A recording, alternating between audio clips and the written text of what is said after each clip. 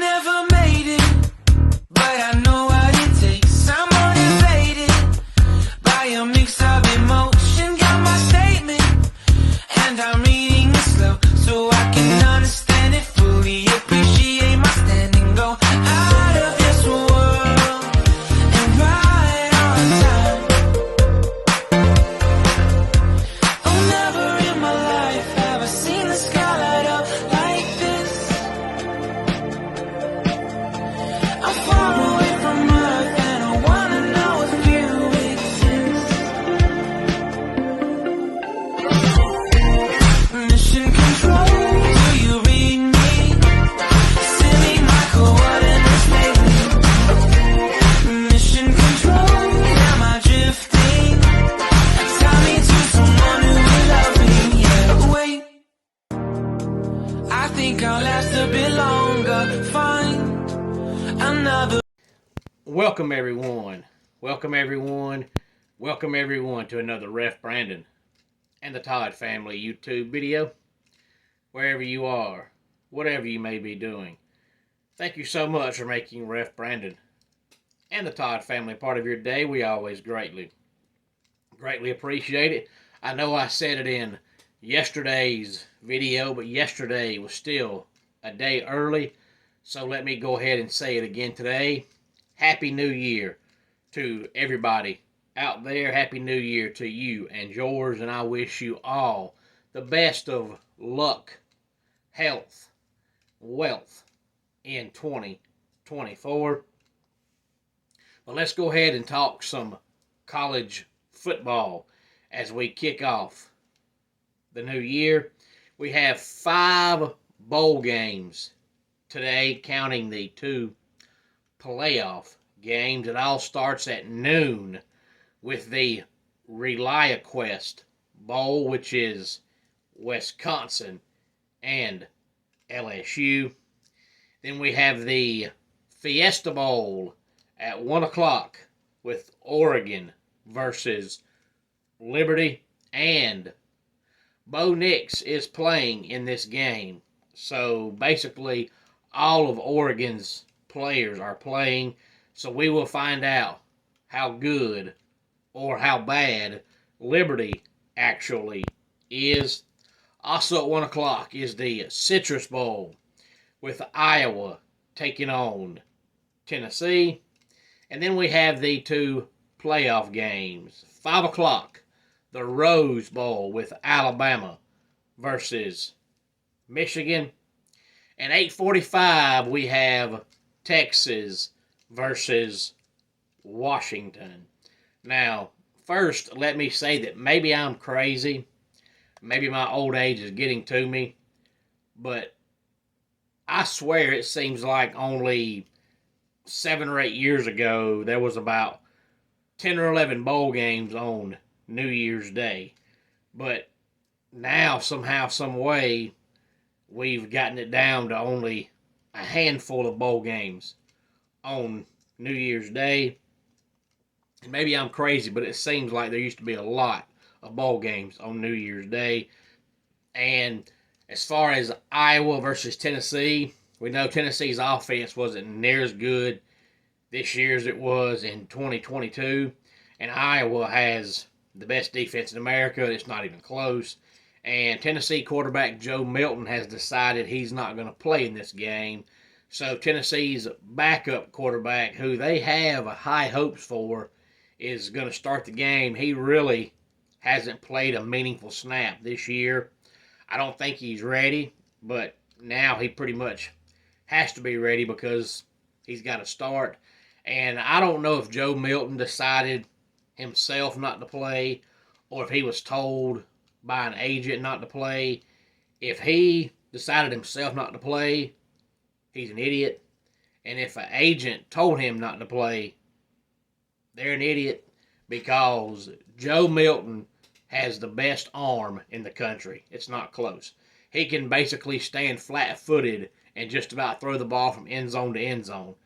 But he's never accurate with it. He either really bad overthrows people or really bad underthrows people. So having a strong arm doesn't do you any good if you're not accurate with it. he had that problem at Michigan, and he's had the same problem at Tennessee.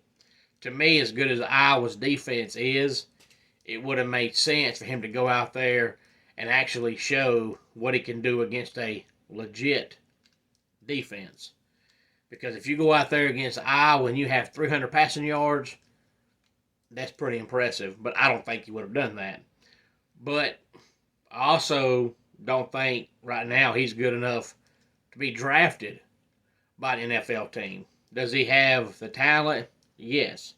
But we've seen plenty of cases before where players have all the talent in the world, but for some reason on the field, it just doesn't work out. And in Joe Milton's case, so far, it just hasn't, for whatever reason, worked out. He has all the intangibles, but on game day, he's just meh. And then as far as the Rose Bowl goes, I might be wrong, but I'm almost positive I heard and I read that this is the last year of the Rose Bowl as we know it. I don't think the Rose Bowl is going away, but the Rose Bowl has forever been, one of the most prominent bowl games you can go to. And it's used to be always a Big Ten team against a Pac-12 team. And then when the playoffs started, of course, the Rose Bowl is one of the bowl games that's on a rotation that ever so often it's one of the playoff games like it is this year with Alabama and Michigan. But I'm almost positive I heard and read that it's dropping out of the playoff bowl system. I don't know if it's going to go back to just being the best Big Ten team to not make the playoffs against the best Pac-12 team to not make the playoffs, or what it's doing, but this is the last year of the Rose Bowl being one of the most prominent bowl games in America. And I know when the playoff seedings were announced, I said that I think Texas wins it all. I still think that, but I'll go a step further and say that if Washington beats Texas, they win it all. So even though the Alabama-Michigan game is getting all the hype, I believe the winner of the Texas-Washington game wins the whole kit and caboodle, and I think that will be Texas. We will find out at 5 o'clock today and 8:45 today when we have Alabama and Michigan, and then we have Texas and Washington. I kind of want Alabama to win it only because I'm convinced if they win it, Nick Saban will retire. He wants to go out on top, and I think he wants one more national championship. And I think if Alabama can win it, he'll retire.